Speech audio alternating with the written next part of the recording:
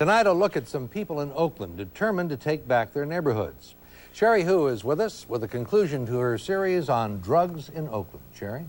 Well, Mac, it's no longer just the cops fighting the war against drugs. The community is joining in, too. Thousands of families in Oakland have watched their neighborhoods fall into the hands of drug dealers. Now, we're not saying these people aren't afraid. They are. But they're even more afraid of what will happen if they don't fight back. Okay, look for a guy on the right side of the street here. Brown hat. Keep running. There's a grim reality in many Oakland neighborhoods. Yeah, they always run through there. Yeah. We kind of get sick of it. Drug battlegrounds are now outnumbering the playgrounds. As a mother, it gets right to the gut. I mean, I'm just terrified to think that my son could come outdoors one day and by accident be blown away because someone's shooting up and down the street. That's frightening. Drive-by shootings, retaliatory firebombings, drug-related violence is escalating. And for many people, like Deborah Muse and Nate Miley, it's hitting too close to home. I came out of the house and we were going to go out and get burgers, and I look up and I see this guy standing in the middle of the street with a gun. And he's pumping this gun. And the only thing I could think to do was to grab my kid and run. And for 2 hours, I shook. I mean, I literally shook. I mean, I felt like I was in a war zone. Many people have become prisoners inside their homes, but they're not complacent. The battle cry is growing. Take the neighborhoods back from the dealers. I think anything's better than sitting back and just allowing things to happen. Only 2 months ago, dope dealing was blatant in Bill Lowe's neighborhood. But the homeowners fought back by using tips in this handbook, Just Say Go. They not only called the police, but harassed dealers for probation, health, and even building code violations.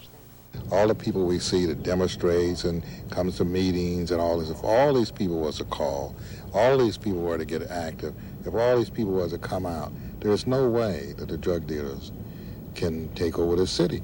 And they'll have to go. And so this shadow army is the main thing. Nate Miley lives on the other side of town. His neighborhood's answer to fighting crime is more controversial. Miley says about a fourth of his neighbors own guns. It gets to a point where the drug dealers begin to indiscriminately kill people for trying to stop the problem, when in essence they're actually decaying the fabric of our own neighborhood. Then I think we would have to consider, arming ourselves and make this into a little Beirut possibly.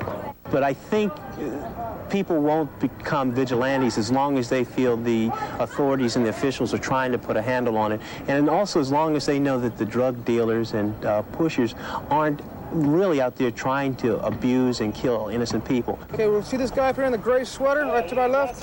That's our man. Neighbors admit the police sweeps alone won't clean up the crack problem, which is why they're desperately searching for other answers.